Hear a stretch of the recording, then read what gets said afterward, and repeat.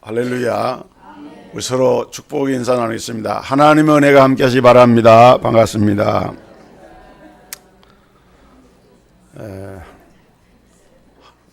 우리 성도님들이 기도해 주시고 또 하나님의 은혜 가운데 일본에 있는 신학교 강의를 잘 마치고 돌아왔습니다. 일본은 인구가 1억 2,600만 명인데 예수 믿는 사람들이 0.2%밖에 안 됩니다.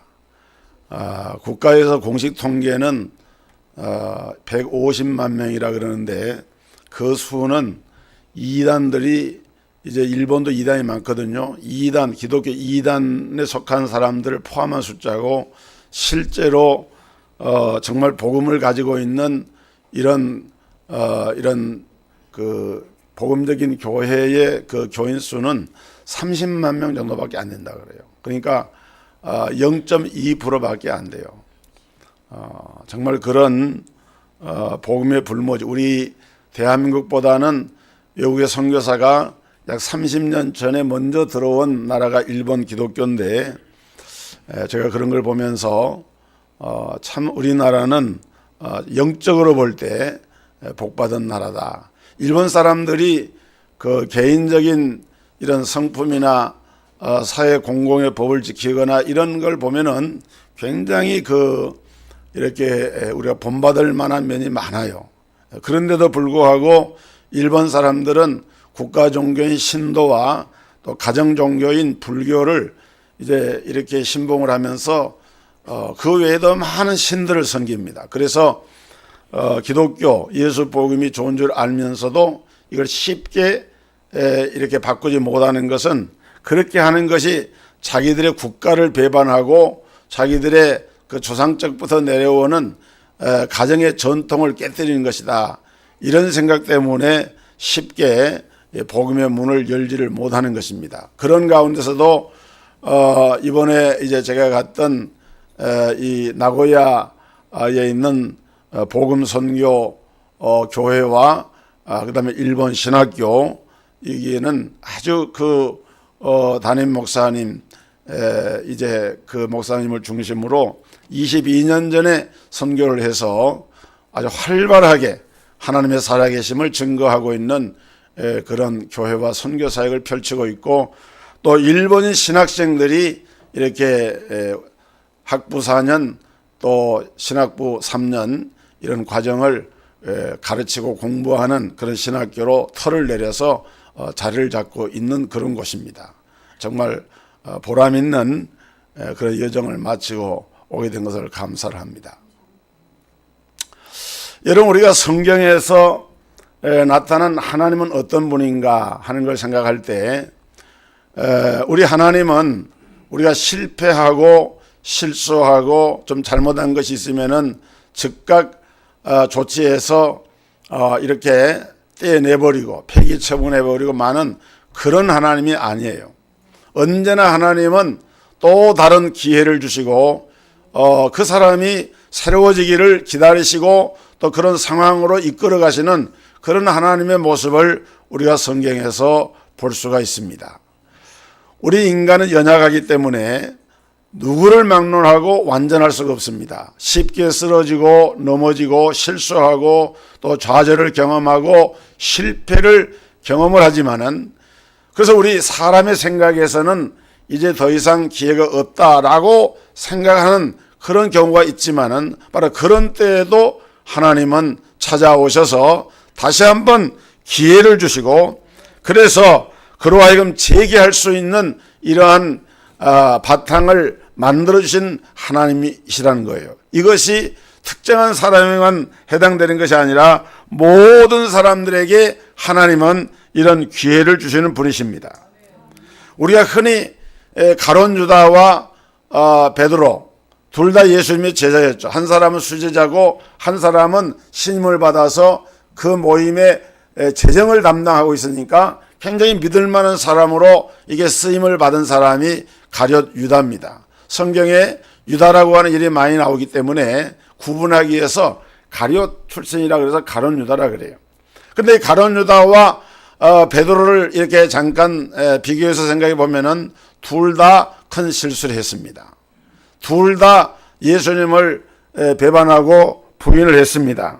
똑같이 주님을 배반했는데 결코 베드로의 배반이 가룟 유다의 이 배반보다 그 죄가 더 가벼운 것이 아니었습니다. 마태복음 26장 71절 이하에 보면은 앞문까지 나아가니 다른 여종이 그를 보고 거기 있는 사람들에게 말하되 이 사람은 나사렛 예수와 함께 있었도다 하며 베드로가 맹세하고 또 부인하여 이르되 나는 그 사람을 알지 못하노라 하더라. 바로 그 직전까지는 다 주를 떠날지언정 나는 결코 주님을 버리지 않겠나이다 호언장담했던 베드로였지만은 어린 대제사장의 가야바의 법정에서 신문받으시는 예수님이 끌려가실 때에 그곳에 뒤따라갔다가 자기 정체가 탄로난 것을 보고 이때 베드로는 예수님을 이제 부인하면서 나는 그를 알지 못한다. 또 다른 공간복음에 보면은 이제 맹세를 하면서 그렇게 말했고 이렇게 저주하면서까지 얘기한 것은 자기가 살아야 되겠다는 이런 생각 때문에 베드로는 예수님 앞에 그러한 죄를 범했던 것입니다. 이런 사람이 베드로예요. 그렇지만은 굳이 베드로하고 가룟 유다를 우리가 좀 비교해 본다고 하면 어떤 차이가 있느냐? 가룟 유다의 가장 큰 문제는 하나님이 어떤 분인가를 모르는 거예요. 하나님이라고 하는 분이 어떤 분인가를 바로 알았다라고 하면은 가룟 유다도 회개하고 돌이킬 수가 있는 거예요.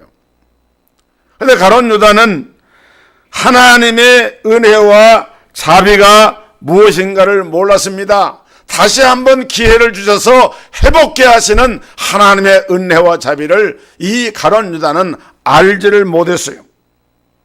그래서 그는 예수 그리스도의 죽음이 자신의 죄악을 속하고 구원하기 위한 속죄의 죽음이라는 사실을 알지를 못하고 내가 따르고 믿던 예수님이 서성 예수가 무참하게 죽어가는 그러한 모습을 보면서 가룟 유다는 더 이상 자기에게 어떠한 좋은 기회가 오리라는 생각을 하지를 못했던 거예요.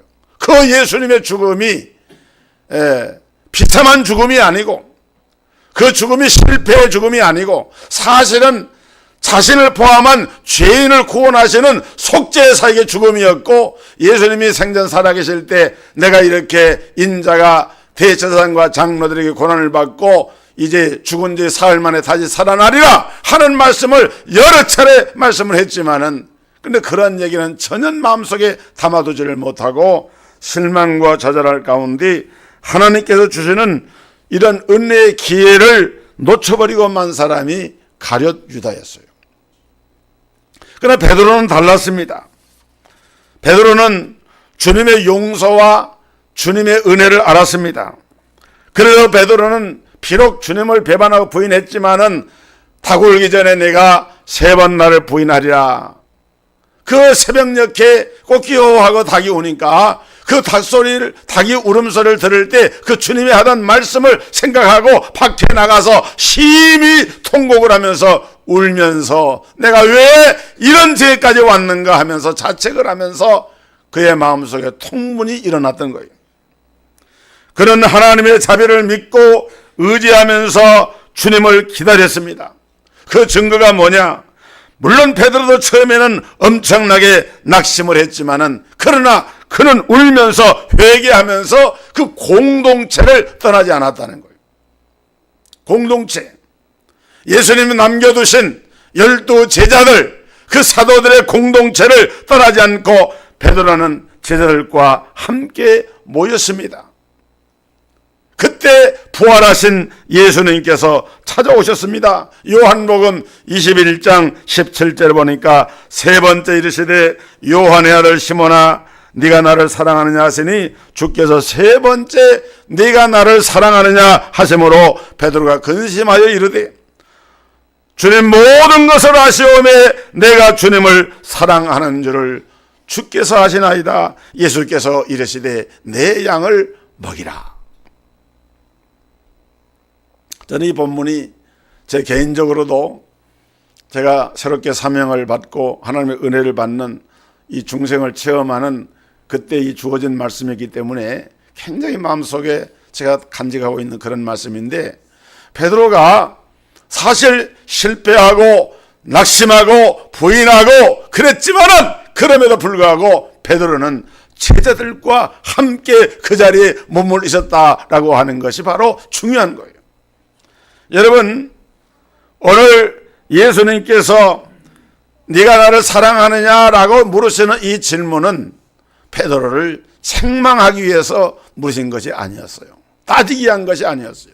지난 과거를 다시금 끄집어내 가지고 너 그때 그랬지 하고 베드로를 정죄하기 위한 것이 아니라 그를 회복시키시려는 주님의 마음이 거기 담겨져 있는 거예요.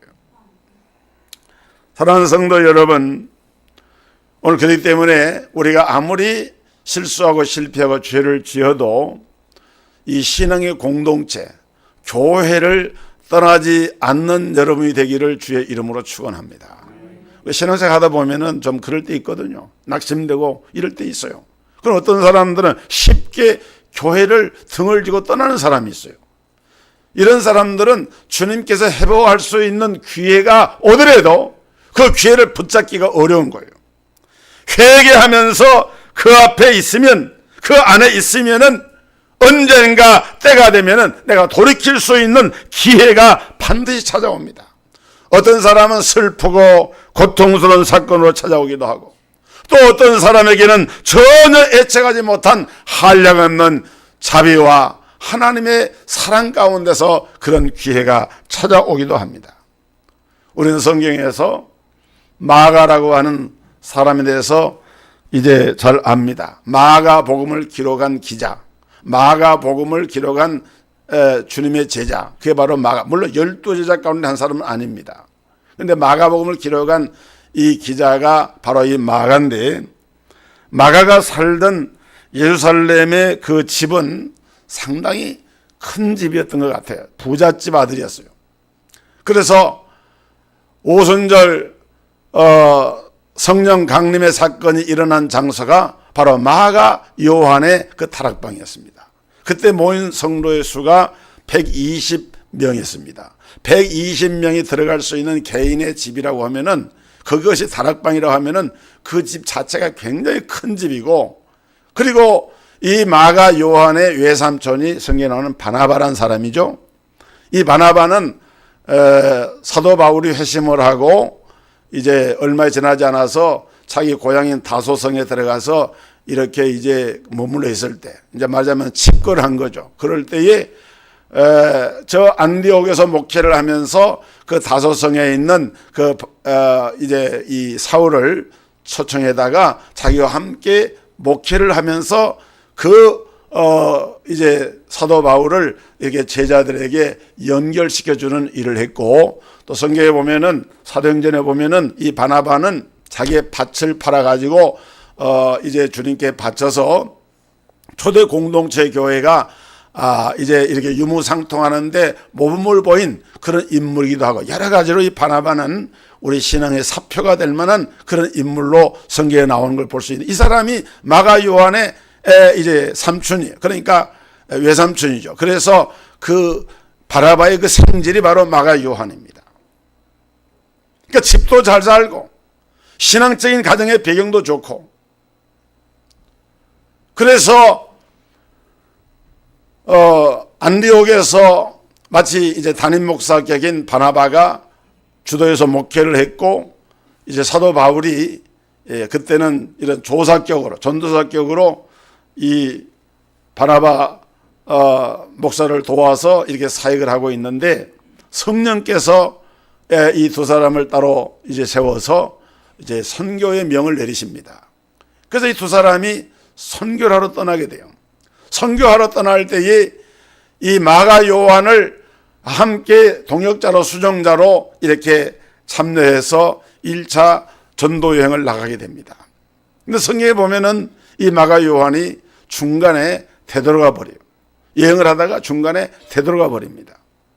아마도 부잣집 아들로 이렇게 생활도 넉넉하고 부유한 그런 젊은 청년이 사실 선교여행 하면은 잠자리도 편치 않고 먹는 것도 시원치 않고 뭐 좋을 게 뭐가 있겠습니까? 이제 은혜를 받고 마음은 뜨거워서 참여했지만은 가다 보니까 쉽지가 않은 거죠. 또 그런가 하면은 바나바와 이 바울 사이에 사실은 자기 이제 삼촌이 바나바인데 우리가 성경에 보면은 처음에는 바나바가 주도를 하지만은 나중에 그 선교 사역을 사도 바울이 주도하는 방향으로 나가게 됩니다. 어떻게 보면은 자기 친척, 자기 삼촌이 주도하는 그런 모습에서 뭔가 모르게 이런 선교 현장에 좀 그런 것도 볼 때 마음이 안 편할 수도 있겠죠. 이유는 알 수 없지만은 어쨌든 마가 요한은 중간에 이제 되돌아가 버리고 말므로 이 바나바와 이제 바울은 이 구브로 섬을 중심으로 해가지고 이렇게 선교를 잘 마치고 이제 돌아오게 됩니다.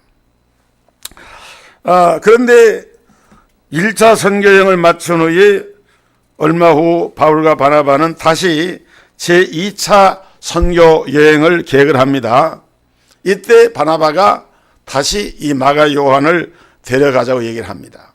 그러니까 사도 바울이 그것에 대해서 이의를 제기합니다. 1차 전도여행 때 마가 요한이 함께 했다가 중간에 돌아감으로써 상당한 타격을 입혔는데 그렇게 책임감이 없고 무책임한 그런 사람을 함께 선교여행에 동행하는 것은 여러 가지로 좋지가 못하다.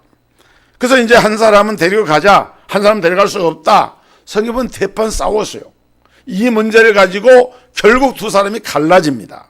갈라지고 바나바는 그 마가 요한을 데리고 자기의 고향인 구브로 섬으로 이렇게 선교 여행을 가게 되고, 그리고 바울은 이제 신라를 자기 조소로 삼아 가지고 제2차 선교 여행을 가게 됩니다. 이것이 초대교회에 나타났던 선교 여정이었어요.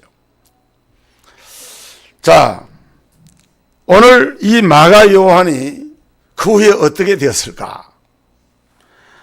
사도 바울은 이 사건 후에 이 마가 요한을 완전히 버렸는가?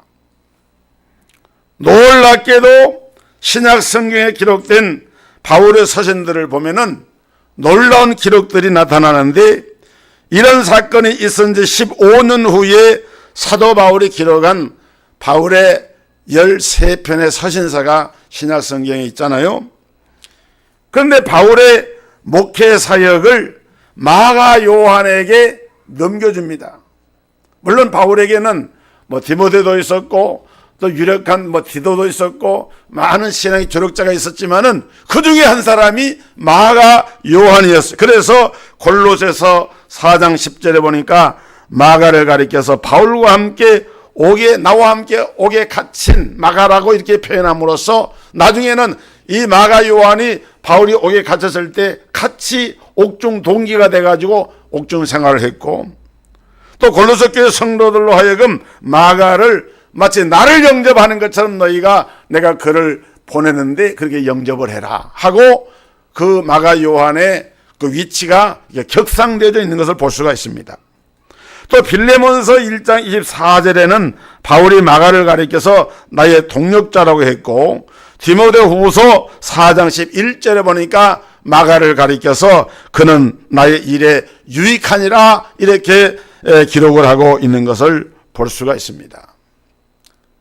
여러분, 한때는 바울의 선교사에게 막대한 지장을 초래하고, 그래서 2차 선교 여행 때는 그를 배제하는 문제를 가지고 그렇게 자기하고 중요한 인간관계를 가지고 있었던 신앙의 동지였던 바나바와 함께 등을 돌리고 그렇게 사역의 방향이 달라질 만큼 중대한 악영향을 미쳤던 마가 요한이었지만은, 우리 하나님께서는 마가 요한을 회복을 시키셔서 하나님의 위대한 선교의 도구로 쓰고 계시고 바울 사도에게 위대한 조력자가 되게 하고 있는 것을 볼 수가 있는 것입니다.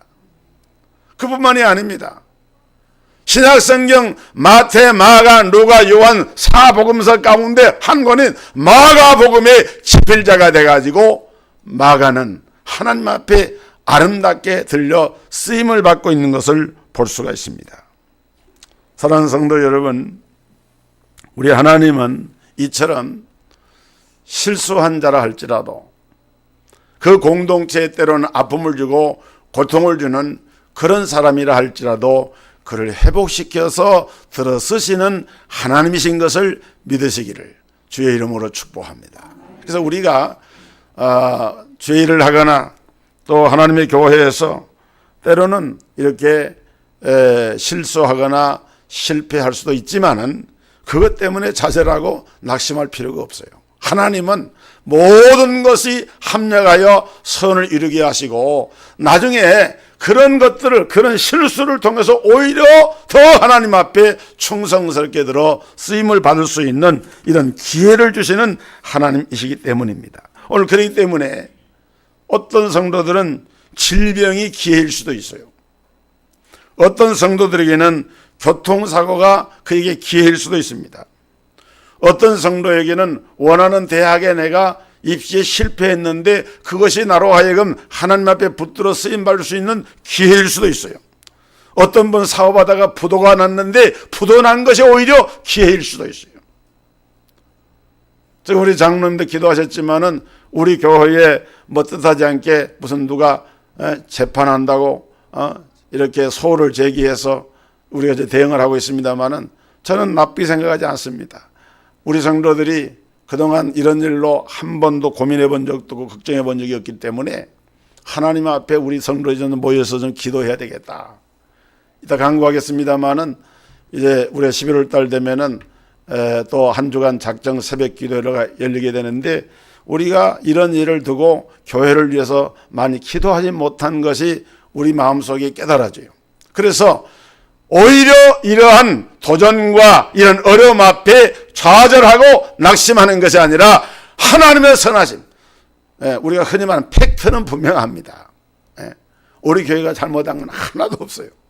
그런데 요즘은 그런 걸 가져다가 또 이렇게 문제를 만들어서 찔러보고 잘 되면은 소송에 이기면은 그냥 맞으면 부당 이득을 얻는 것이고 뭐 안 되면 그만이고 이런 식의 이런 나쁜 사람들이 있거든요. 그래서 우리가 이런 문제지만은 속상할 필요는 없습니다.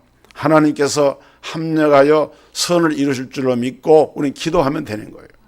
그 다음에 우리 하나님은 우리로 하여금 죄로부터 돌이킬 수 있는 기회를 주십니다. 우리가 자신도 모르는 사이에 마귀의 종노릇하고 있을 때도 하나님은 반드시 그 마귀의 종노릇하던 그 자리에서 돌이킬 수 있도록 기회를 주시는 분이 우리 하나님이세요. 여러분, 오늘 본문에 보면은 이 가룟 유다가 예수님을 은 30을 받고 팔기로 하고 예수님을 넘겨줄 기회를 찾았다. 가룟 유다도 기회를 찾고 있었어요. 어떤 기회? 예수님을 넘겨줄 기회. 근데 그거를 예수님은 그 가룟 유다의 속을 뻔히 들여다보고 계십니다. 전지전능하신 하나님이신 예수님이 가룟 유다가 자기를 팔려고 하는 그것을 모르실 리가 없잖아요. 다 알고 계시요. 여기 21절 이하에 보면은 그들이 먹을 때 이르시되 내가 진실로 너에게 이르노니 너희 중 한 사람이 나를 팔리라 하시니 그들이 몹시 근심하여 가까이 여짜오되 주여 내니까 대답하여 이르시되 나와 함께 그릇에 손을 넣는 그가 나를 팔리라. 아마 그때 가룟 유다가 손을 그 그릇에다가 이렇게 손을 넣었던 것 같아요. 그러면은 움찔해가지고 손을 집어넣던지 아이고 주님 잘못했습니다 하고 이렇게 회개하고 나와야 되는데 너희 중에 한 사람이 나를 팔리라. 유다가 듣도록 말씀을 했어요. 다른 제자들이 근심을 하면서 주여 내니까 하는데 가룟 유다는 조금도 자기의 그 잘못된 마음을 돌이키려고 하지 않았습니다. 그래서 주님이 계속해서 말씀합니다. 나와 함께 그릇에 손을 넣는 자가 나를 팔리라.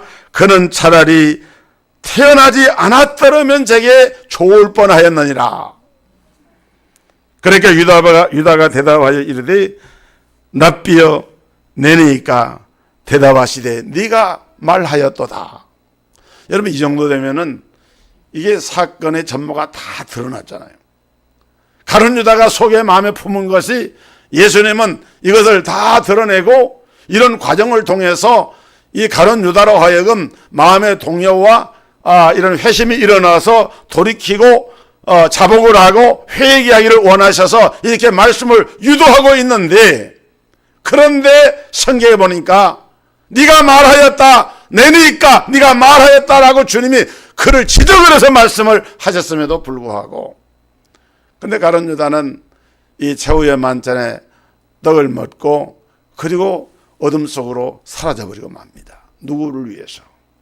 대제사장에게 은을 받고 예수님을 팔기 위해서. 그래서 군병들과 군호를 짜고 겟세마네 동산에서 바로 기도하시던 예수님을 지목하면서 이제 예수님을 팔아 넘기는 일에 앞장을 서고 있는 것을 볼 수가 있습니다.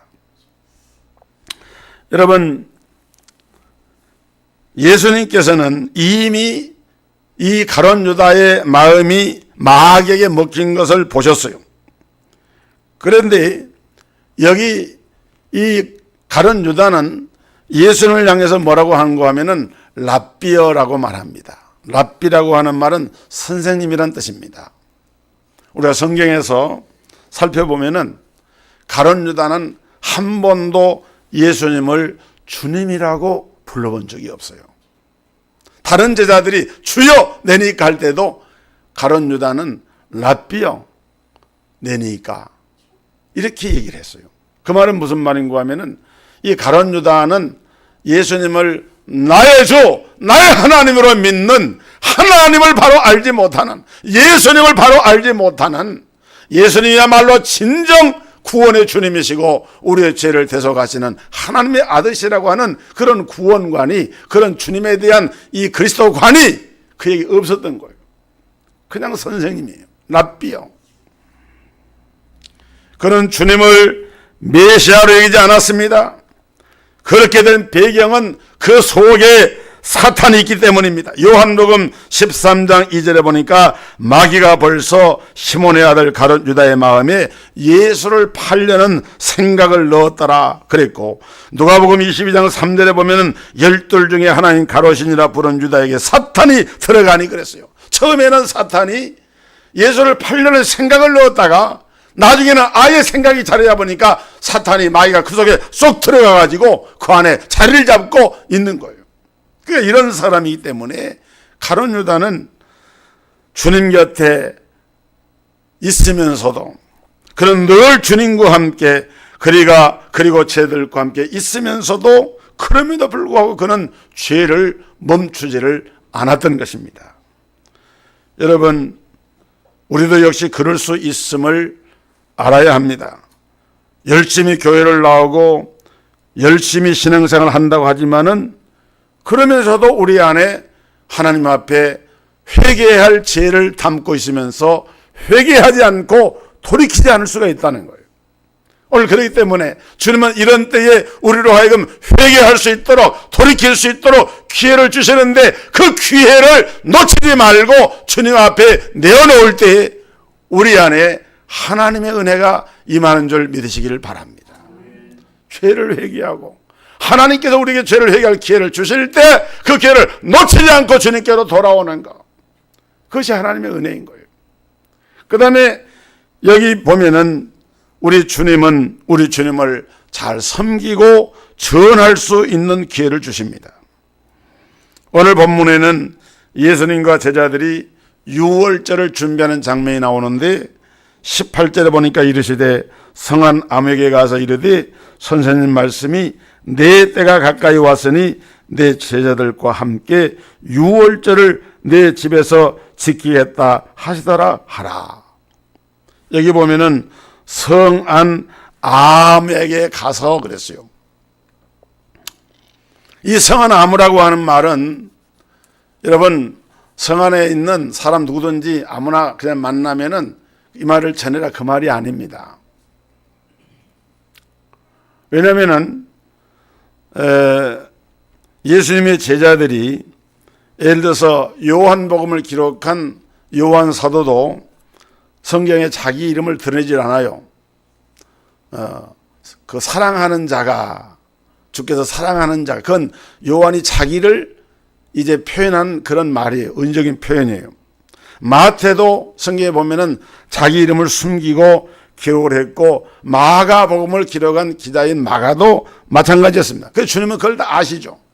여기에서 성한 아무에게 가서 그 아무는 누구를 말하는가 하면은 바로 이 마가 요한을 말하는 거예요.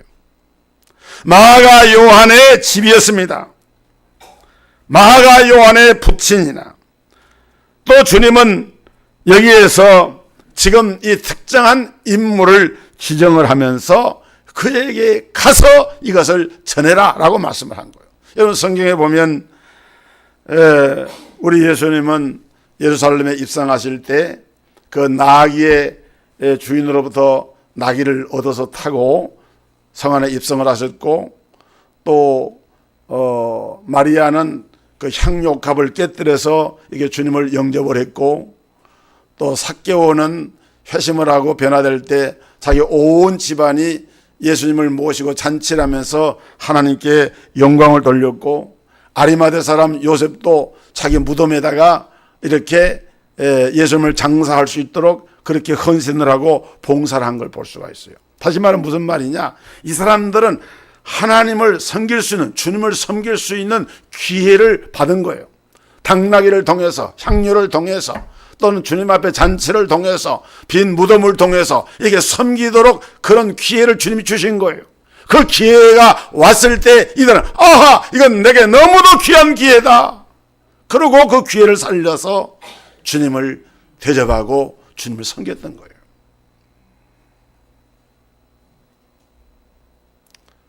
여러분, 우리 성도들이 자기 시간, 자기 돈으로 교회를 봉사하면서도 오히려 자기에게 이런 봉사를, 이런 기회를 주신 것을 감사하다고 생각을 합니다. 교회에는 여러 가지 봉사할 일이 많습니다. 우리 성도들이, 우리 장로님들, 우리 집사님들, 권사님들이 하나님의 교회를 섬기면서 이렇게 교인 수가 적은 교회에서 교회를 섬기다 보니까 1인 2역, 3역, 4역 이런 많은 일을 하다 보면은 어떤 때는 좀 힘들고 피곤하고 또 어떤 짜증이 날 수도 있어요. 그러나 오늘 우리 성도들이 주님 앞에서 이런 기회가 나에게 주어졌다라고 하는 것에 대해서 정말 주님 앞에서 기도하는 가운데 감사할 수 있기를 주의 이름으로 축원합니다.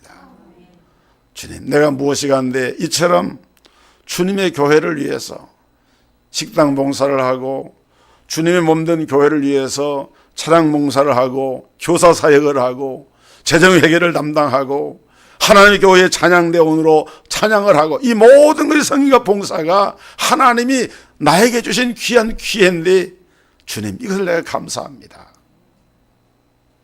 그런 믿음이 여러분 마음 가운데 있기를 주의 이름으로 축복합니다. 하나님 감사합니다. 베드로에게 죄를 회개할 기회를 주시고, 가룟 유다에게도 하나님이 주시는 이 기회를 통해서 그가 새로워질 수 있는 기회를 주셨습니다. 우리 하나님은 모든 사람들에게, 모든 성도들에게 회복할 수 있는 기회를 주시고, 주를 위해서 봉사할 수 있는 기회를 주시고, 죄의 허물을 하나님 앞에 회개할 수 있는 기회를 주시는 하나님이신 줄로 믿습니다. 기도하고 원하는 것은 우리 모든 성도들도 이 은혜를 누리게 하시고 하나님 앞에 영광을 돌리게 하여 주옵소서. 예수 그리스도 이름으로 기도하옵나이다. 아멘.